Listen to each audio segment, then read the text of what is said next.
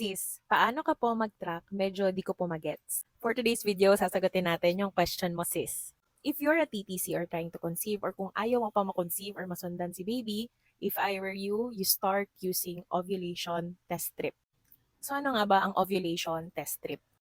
According here, an ovulation test is also called an ovulation predictor test, OPK, or ovulation kit.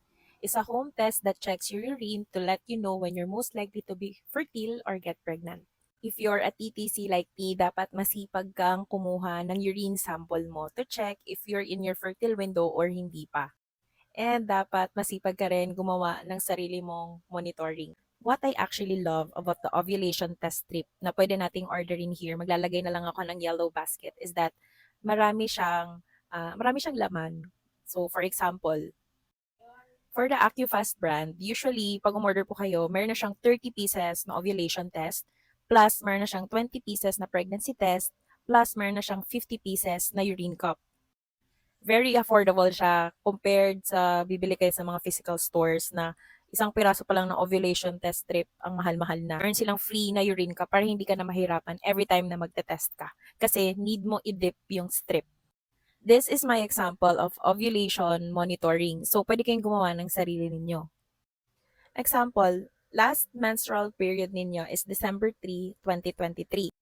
So, usually, nag-i-start ako on my cycle day. This is CD, cycle day 6, cycle day 7. So, bakit siya naging cycle day 6? Kasi 3, usually nagkakaroon ako ng 4 to 5 days. So, 3, 4, 5, 6, 7. So, it's my 5th day.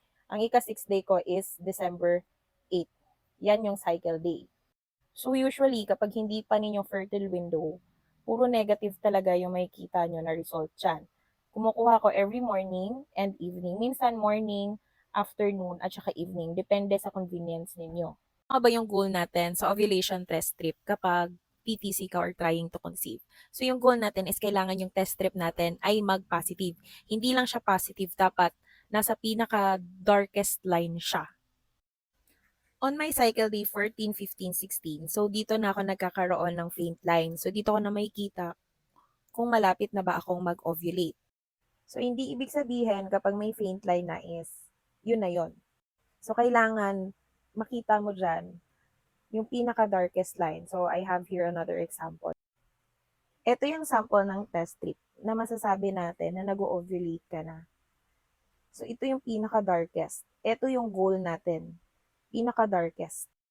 And once ma-achieve mo na ang pinaka-darkest line mo during your ovulation or during your fertile window, that's the best time para mag-baby dance kayo. So, huwag niyong madaliin yung ovulation test strip. It actually took me 2 to 3 months before ko naintindihan yung body ko, yung cycle ko, at yung ovulation ko or kung kailan ako magiging fertile. So, please do not expect on your first use is maging accurate siya agad in a way na mag-expect kayo by next month, if ever TTC kayo, dapat buntis na kayo. So, hindi siya ganun. Again, you need to understand your body first. And of course, mas best na magpa-check up muna kayo sa inyong OBGYN if you're trying to conceive para meron pa silang mas best advice for you, mabigyan kayo ng mga supplements, and makapag-laboratory kayo results to check if you're healthy inside and out.